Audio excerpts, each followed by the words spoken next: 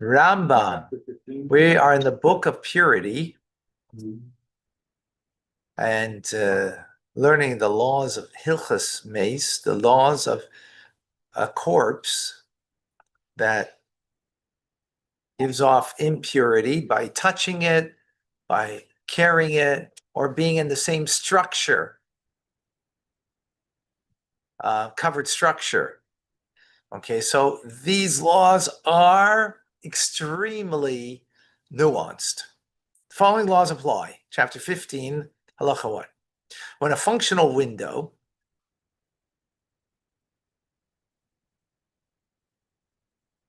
has to be at least a handbreadth by handbreadth, was closed entirely, or closed to the extent that less than a handbreadth by handbreadth remained. Less than that, right? It was closed with the entire, with an entity that intervenes in the face of ritual impurity. It is considered as closed, provided it is an entity that the owner does not intend to move. Okay, that's the fact we're talking about, right? So it's not going to be further opened. Therefore, if he closed the window or reduced the size with foods that were not made susceptible to contract ritual purity, they do not intervene. Even though they are not susceptible to ritual impurity, they are pure. His intent is to move them. If they were rotting, they intervene. So let me explain.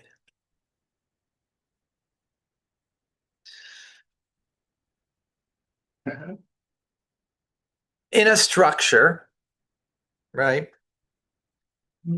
A closed structure, the law is that if there was part of a corpse or corpse in that structure, everything under that roof becomes impure, right? Now, what would be if something is on the roof, right? So if it's completely closed, then what's on the roof is not impure because it's not within the impurity is in the structure, not on the structure, right?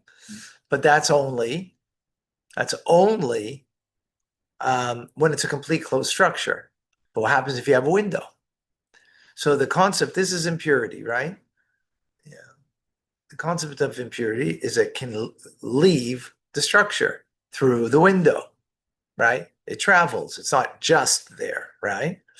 So if it's a non-functional window that was closed, so then it's non-functional, right? If you condemned it, then it's right. You nailed it down and you can't open it now unless you're right. So you mean to keep it closed. So it's not a window that allows impurity to go out from there, right? That's the idea, right? This is the idea. So if you had a window and it was open, a complete tefach, right, handbreadth, then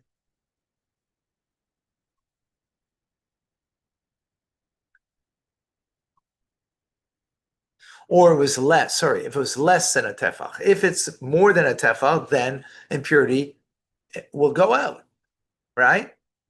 Got it? Oh, let's say it's open now more than a tefach, right? Now, but you put something there to reduce the size of the opening. Food that's not susceptible to impurity because it didn't, so many details over here, it's very complicated, right?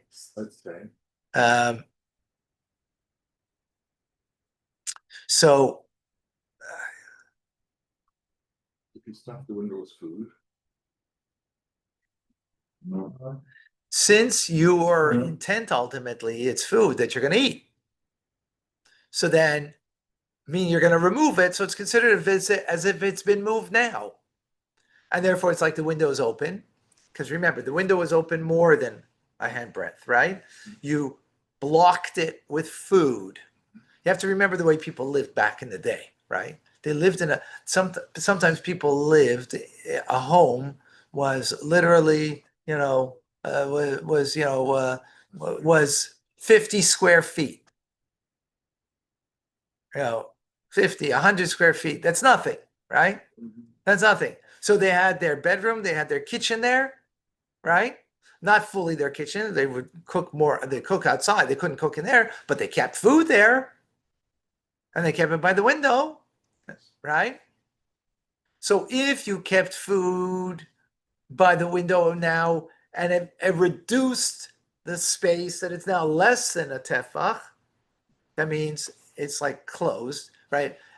It has to be considered to be able to go out the impurity from the structure. It has to be a tefach or more open. So now if it was more than a tefach, but you put food there, then it reduced it to less. How do we look at that food? If it's food that I would eat at one point, now I'm not, it means I'm going to move it. It's considered as it's not there right now.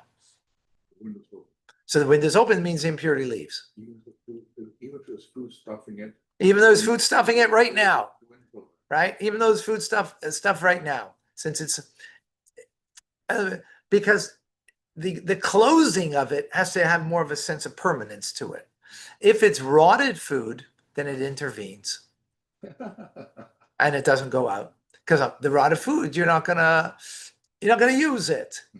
Now you might throw it away, right? Yeah. Similarly, straw that is rotting intervenes.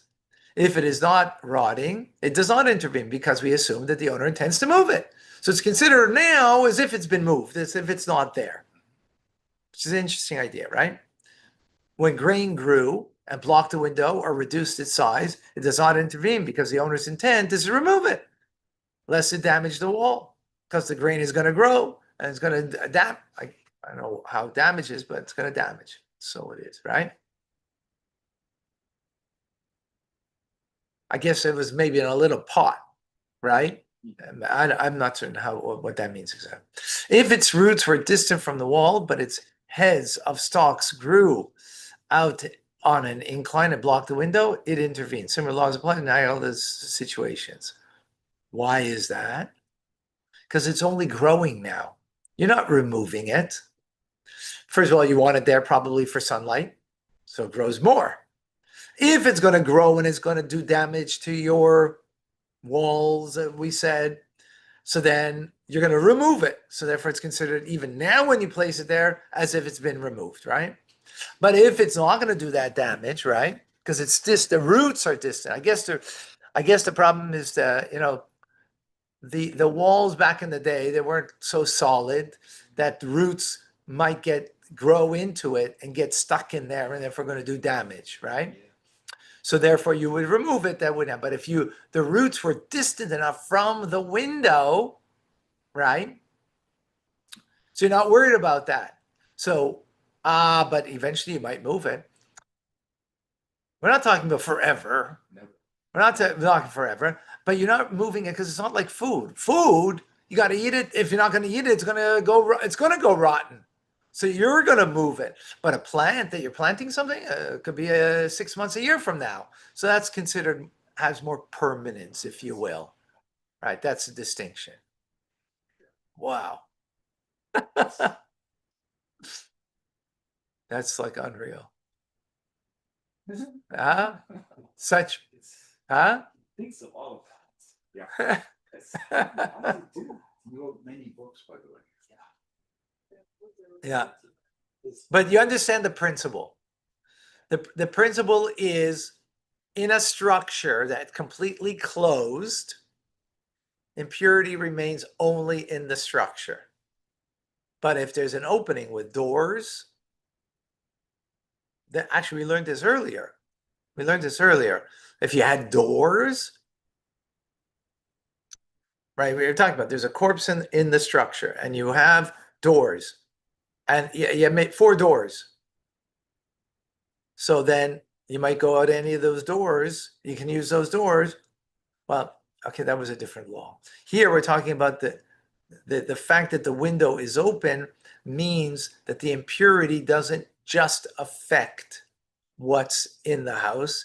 It affects the roof on top, right? That jet over the house, right? So then the impurity would affect anything under that rooftop outside of the window, right? The outer walls. The walls and anything to the edge of the rooftop, that where the roof jet out, right? So back then, you have to remember that every inch people use. So they use the outside of their house where right? They put their clothing there to dry when they washed it, right? They would hang it up on the wall outside, for example. I mean, sometimes it would have, ropes that would be tied, but even that which was under the roof, because the impurity goes out the window, becomes impure. Because clothing, everything can come, not everything. Anything that's an implement, a vessel, can become impure, we learned, right? Has a functionality to it, it can become impure, right? A flat piece of wood cannot become impure because it's not called the functionalities of a flat piece, but something that has a vessel that's a container, that means it's a container for something, means it's a usage for something. That means it could be something that you could elevate in the purpose of for God, right? Like this cup, l'chaim, right? Yeah. Bracha was already made. It has to be mobile. It has, yes, right. We learned that. So because it could be used for good, it could also then be used for bad. That's the concept over here, right? So the impurity that's in the house because there's a corpse, someone passed away in the house. Now the question is, what became impure, right? That's the question. What became impure? It's not just people that become impure. It's also things, the implements, right? A vessel. So if you had, again, your, things that you're hanging outside, they would become impure as a result. That's the idea over here. Okay, we're going to stop here. The window was open. Because the window, yeah, but then our halacha was what's called an open window. That was our halacha, right? Mm-hmm. What's called, and what intervenes that even though it was open sufficiently, but you put something there, as in food, does it intervene or doesn't it intervene? So we said, if it's going to be food, no. If it's going to be rotten food, yes, because you're not going to use it, right? If it's going to be a plant, it depends. If the roots are close, so you're going to move it because you're afraid that the roots are going to get embedded into the wall and ruin the wall. If it's removed from it, right, not too close, there's not right next to it, so then we're not worried, then it does intervene because you're not going to move it. At least, I don't know what the boundary in that is. What does it mean? Not going to move for a month, 2 months. I don't know what that means exactly, but yeah, but this is the principle. So less than 2 handbreadths. For windows, No, if it's more than 1 handbreadth, a handbreadth or more, then purity can be removed, can go out. No, it's 1. So now the question is, if it was more, but now you had something in front of it, right? That was obstructing it. So if you had, David's coffee, right? So no, it wouldn't be, it wouldn't intervene because you're going to take the coffee and drink it. Hi. So screen wouldn't work either. Kidding.